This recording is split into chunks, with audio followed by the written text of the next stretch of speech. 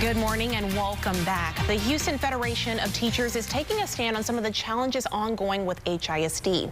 And joining us in studio this morning is the president of HFT, Ms. Jackie Anderson, to tell us where she stands on everything and what she hopes for the district and our teachers. So good morning. Thanks so much for coming in bright and early. I know it may have been a struggle to wake up on Halloween to be here, but you're here and we're so grateful you are. Well, you're welcome. Thank you so much. Now, there's a lot going on with HISD, which everyone knows right now, whether it be the $4.4 billion bond, the teacher certification issues that's happening right now, that's happening across the state. But what is your stance when it comes to the bond, and why do you think so many people in the community are against it?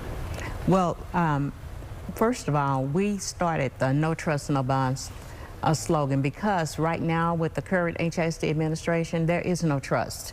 We have been reaching out to the current administration. The Board of Managers is basically a rubber stamp for the superintendent.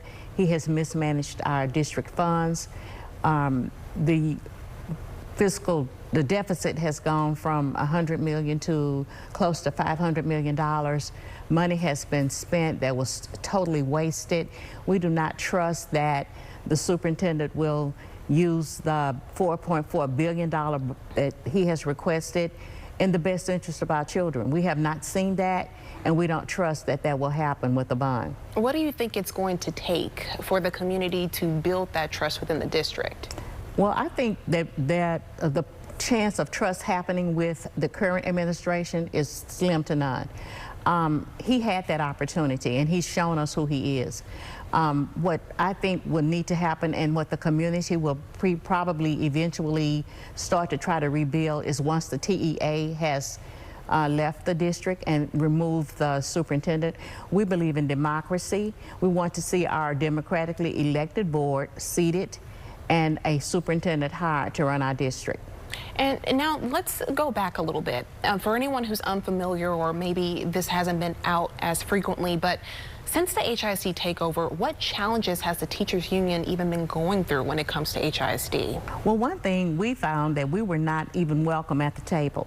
And what people don't understand is whatever happens to teachers happens to students. It trickles down. If teachers are in an environment that they are in, an environment of fear and intimidation, they're being traumatized, that eventually affects students. And you will not get good positive outcomes out of students when their teachers don't feel appreciated, treated like professionals, and allowed to do the job that they have been trained to do, and that's teach. Our teachers are not given the opportunity, any autonomy. They have scripted lessons still. This stopping every 4 minutes to assess student learning is very disruptive. Children don't like it, and real teachers don't like it because they know how to teach. These teachers now are not even allowed to address students where they are if they have a question. And that is not authentic teaching.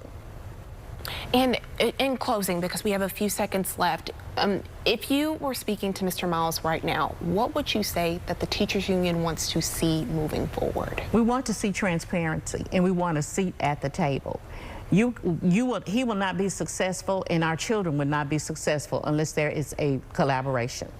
Thank you so much for being here. Such an important topic, and we hope to see you again in studio to continue the conversation. Thank you so much. Absolutely. And if you missed any of this, we'll have that on our website at cw39.com.